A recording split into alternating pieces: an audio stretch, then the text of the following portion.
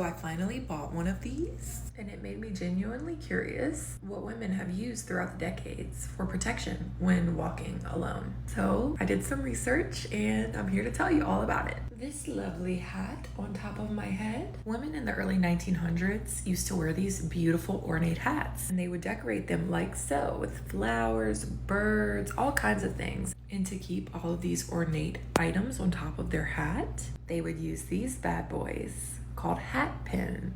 These hat pins would be up to 10 inches long, and they are very sharp. And that's what women would use as protection. There are many a naysayer of hat pins because they hurt men, and that's not nice. But it's not nice to grope a woman who doesn't want you to. As the flapper movement came around in the 1920s and women started to cut their hair shorter, they stopped wearing hats. Self-defense classes then started to become popular for women. Now, things like karate, jiu-jitsu, martial arts, these were considered men's sports, so it was highly frowned upon for these women to be learning self-defense. In fact, one very prestigious man said, "You can hardly tell the difference between women and men anymore."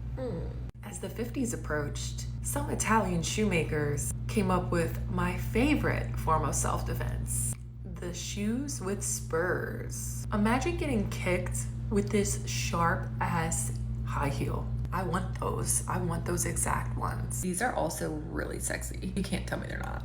Ugh, I'm not sure how popular those shoes actually were, but with the advent of modern marketing, more women were becoming pew pew owners. It seems like from the late 90s on, this is the most popular form of self-defense now. I'm not saying I agree with it or I believe in anything.